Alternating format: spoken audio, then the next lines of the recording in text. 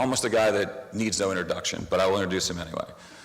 CEO, Chairman, President of Empire State Realty Trust, visionary when it comes to energy efficiency. You'll hear about a little bit and see the slides.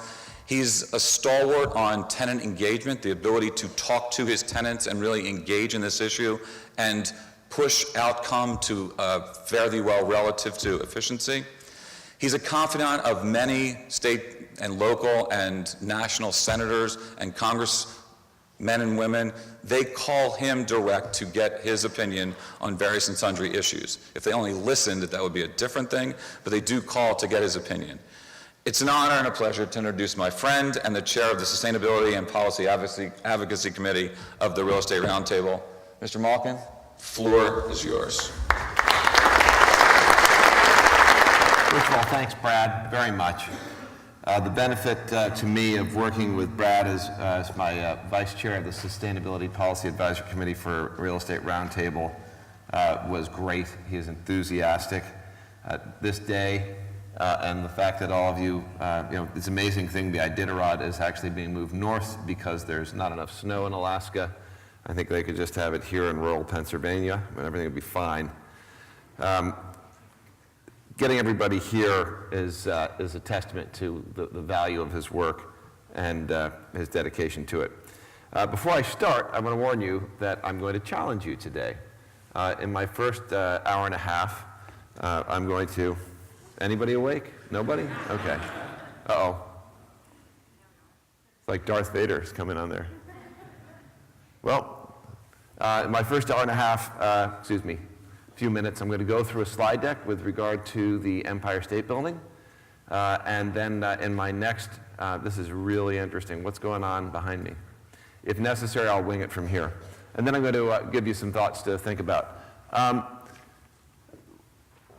Wow, this is interesting. So I think what we've got here is we have a compatibility issue, and we'll make do with what we've got. Who here is aware of the work that was done at the Empire State Building as far as the energy efficiency retrofit? Great. So I won't go into any great detail. What I want to do is I want to talk about what's central to things in my view, which is how we go about making sure that what we do has a basis in an economic return. That's my view. So just going back into history, what we did with the Empire State Building, starting out with the Clinton Climate Initiative, Johnson Controls, Jones Lang LaSalle, and the Rocky Mountain Institute, was to try to prove or disprove that you could come up with an economic argument for energy efficiency in the existing built environment.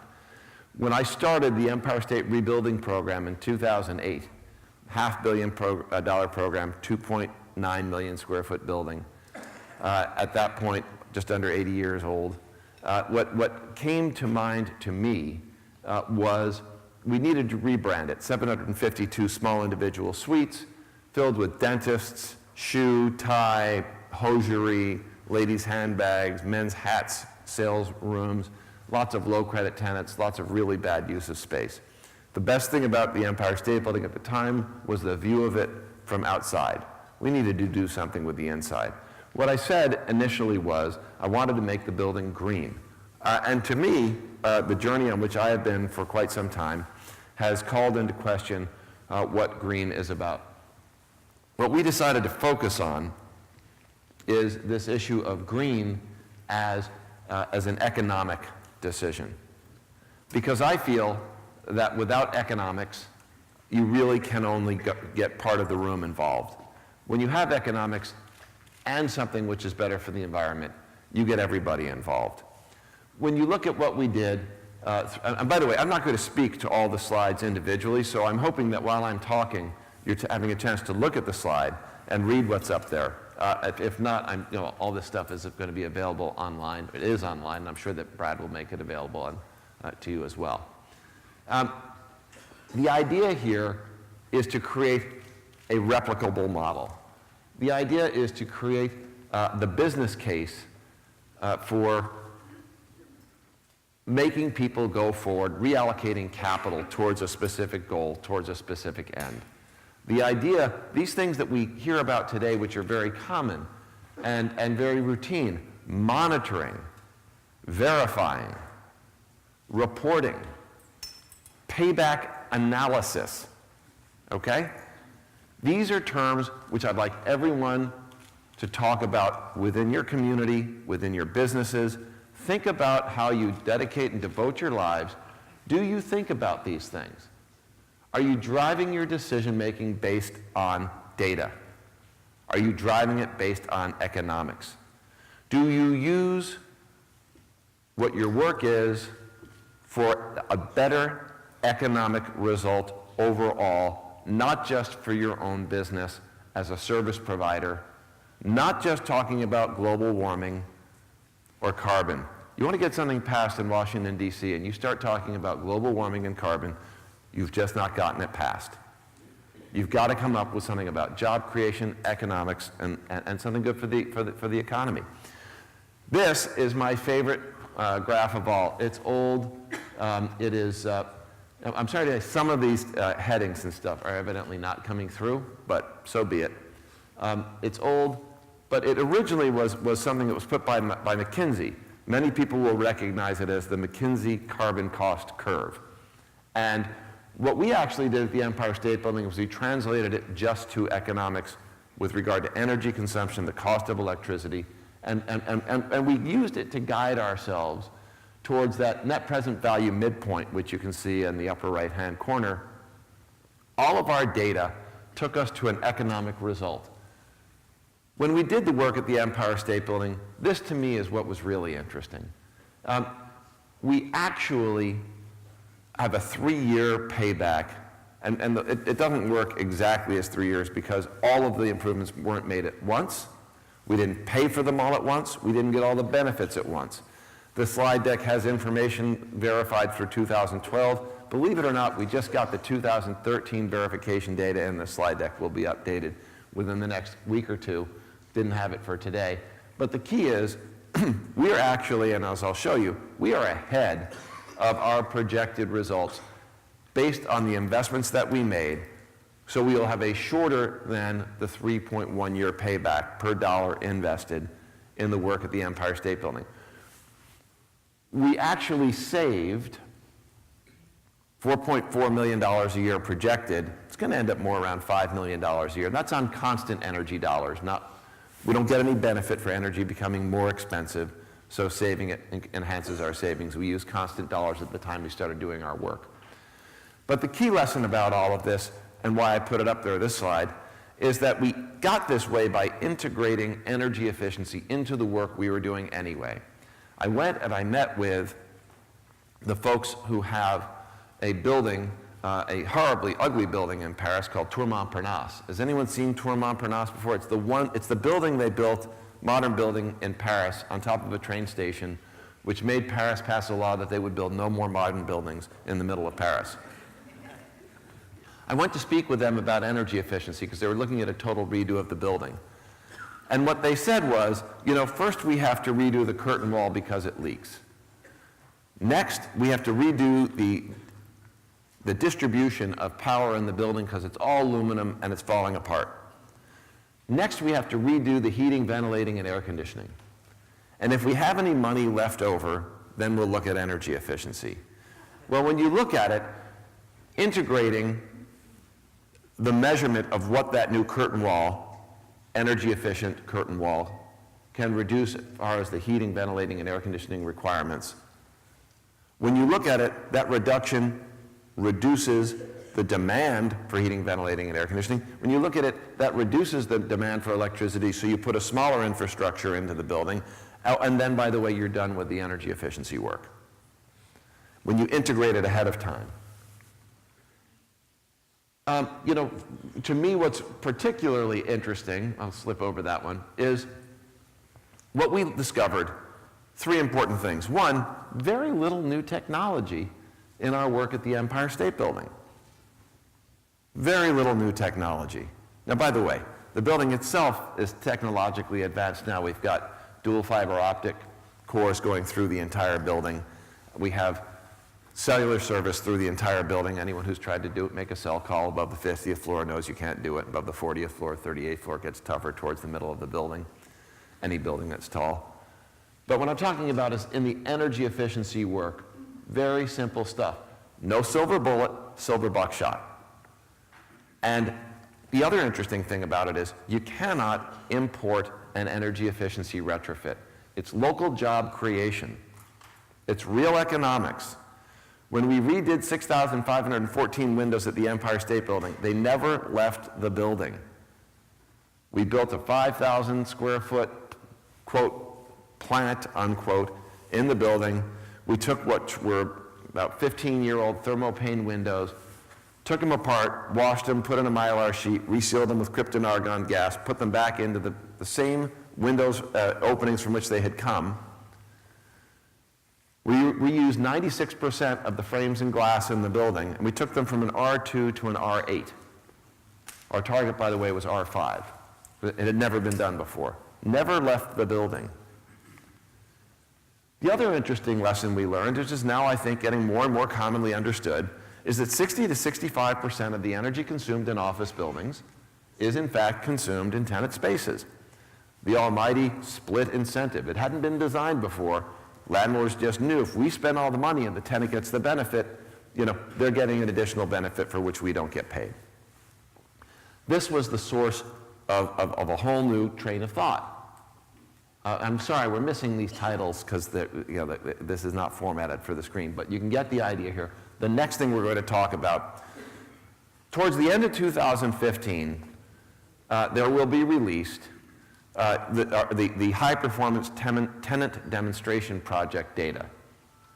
This is work that we have been doing at the Center for Market Innovation at the Natural Resources Defense Council that my wife and I have funded. It's actually being done by someone who left Jones Lang LaSalle to lead the project because you can't get an environmentalist to do something that's good for business because that's making money for the evil people. So we brought one of the evil people in, and boy, is she treated by the Natural Resources Defense Council people like she's evil. But the fact of the matter is, we're doing the work that we did for the office building for tenant spaces, and we're coming up with the same verifiable results. Different from what we did at the Empire State Building, we're having an entirely different launch program. The launch program, first of all, will start with 10 demonstration projects which show 10 tenants in different buildings, modern, glass, masonry and glass, pre-war, different kinds of installations, showroom, office for lawyers, office for accountants, Bloomberg LLP, you name it, or Bloomberg LP, excuse me. And we're demonstrating the integration of energy efficiency into the design of the tenant space and taking that integrated design, monitoring and verifying after benchmarking and projecting the results to prove that you're actually getting superior returns, superior results. The tenant pays for the work. The tenant garners all the savings. The tenant makes a terrific IRR. Facilities directors become a source of profit and return better than most any other use of capital that company can create. When you think about a new manufacturing plant, when you think about a more efficient piece of equipment, you don't get the returns that you'll see, but I'll show you in some, with integrating the same steps in innovating on tenant design. So this is terrific. It's really anonymous because the name of the company is at the top of this slide, which you can't see. But this is Coty. Coty is a fragrance company based in Europe. It's now more than 4 floors in the Empire State Building. But when you take a look at it, modeled energy reduction, 32%. Annual rate of return, 24%. Payback period, 4 years on a 15-year lease. One of our demonstration projects not yet done happens to be in a Brandywine property, correct? Thank you very much, because we needed to have them done by places other than the Empire State Building to prove that it doesn't just work in old buildings which are horribly inefficient. The Empire State Building, by the way, right now is one of the most efficient buildings of any age in the world. When we look at, this is Li and Feng, now Global Brands Group. When you look at their modeled energy reduction, 28%. Their annual rate of return, 27%. Payback period, 3.5 years. When you look at, this is the Empire State Building result for the building overall, monitored and verified. Again, as I said, we only have 2012 through here, so 2013 is done but not yet put in. But the actual savings that were guaranteed by Johnson Controls in a performance guarantee contract in the bottom, in left, center, and right, after a baseline adjustment, $2.2 million a year. Actual savings, 2.3. We're ahead of what we actually projected. And again, I'm sorry for this, but just what this shows is going up to 2012 on the right, the reduced baseline electric utility costs year over year for the Empire State Building. And this is a great slide. This actually shows the energy unit intensity at the Empire State Building since our work has been done only through 2012. Remember, as we do more work in tenant spaces, we're vacating every single floor in this building, scraping it clean, and installing new tenants. Going from 752 individual suites, we're already just over 100 tenants. We'll be well below that when we're done. The median for New York, 213.3 units. For CBEX, Northeast region, 210. And of course, the slide, the thing that's missing is the Empire State Building at the bottom is 71. Now, the Empire State Building is LEED Gold. Not a single thing we did to achieve LEED Gold status had anything to do with achieving this number. I'll talk to that in a moment. One Bryant Park is LEED Platinum. They consume a lot more energy than we do. So I want to give you a thought here, okay? And again, there's a title here which suggests on the slide that these are 3 different ways of looking at the world. On the left, energy optimization has got to be part of any single thing that you do in sustainability. It's really very simple. The way I say it in Congress to a Republican is like this. Hey, it's about jobs. It's about more profits, therefore more tax revenue, greater competitive position. It's all about quantifiable metrics. Hey, by the way, if what they say about carbon and global warming is true, that comes along for free. But that's not the reason to do it. The reason to do it is about jobs and profitability. The category in the middle, the column in the middle, green practices. We do this in all of our buildings. Carpets, and to the extent that we use wall coverings that have any fabric content, recycled content. Reused and local materials, indoor air quality, recycling, water efficiency, green cleaning. Indoor air quality, by the way, means low to no off-gassing, floor coverings, wall coverings, adhesives, and paints. We have a 15,000 square foot gym, tenants only, at the Empire State Building, which is freaking awesome. And if you walk in there, you can walk in there the day it opened on those spongy rubber floors, and if you're an asthmatic like me, no issue. Why? Because we use the spongy rubber floors that don't off-gas, that are made out of recycled content. No additional cost, healthier building. The stuff on the right, bicycle racks, showers, water features in the lobby, a plant wall, employee engagement, carbon disclosure, I don't even remember what a REC is, ergonomic workstations, preferred parking for low-emission vehicles. Guys, it's not going to move the frickin' needle. It just won't. Think about this when you LEED accredited people go for the next version of LEED. If you don't make it about investment and return, I don't mean, oh, LEED certified buildings sell for more.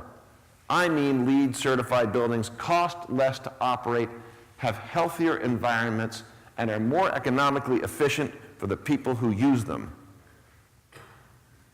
Then you're lying to yourself about what we need to do to reduce the impact that we make on the world.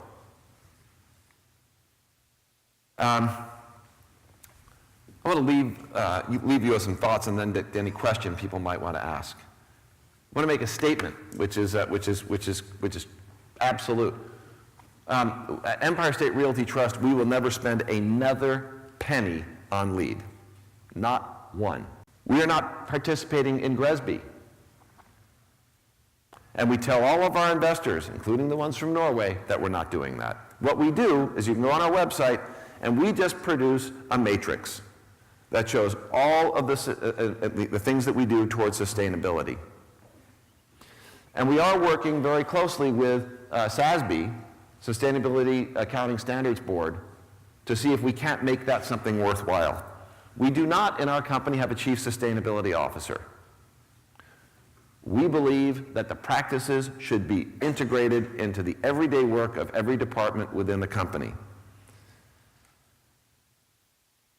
We also believe that life over the long term is a bipartisan issue.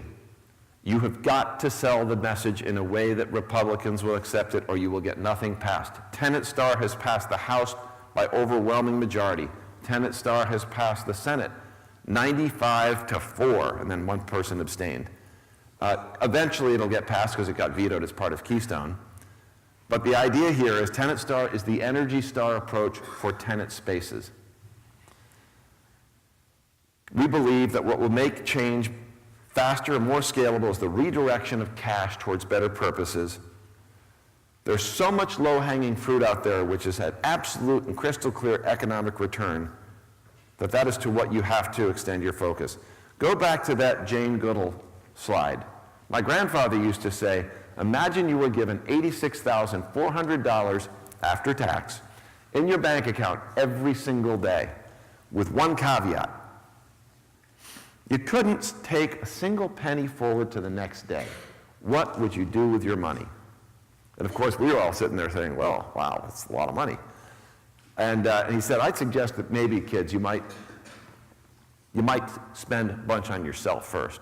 And then you might spend a bunch on your family. But then ultimately, you're going to have all the stuff you need. You're going to start spending the money on making the society and the environment in which you live a better place. Each of us has 86,400 seconds in a day. You can't carry a single one forward to the next day. What are you doing with your seconds? Can you look at the end of the day and said, what I did today made a constructive difference towards the desired result, which I think for everybody in this room should be lesser impact, equal or greater profit, and a greater probability of survival without relying on the high degree of adaptation. Thanks very much.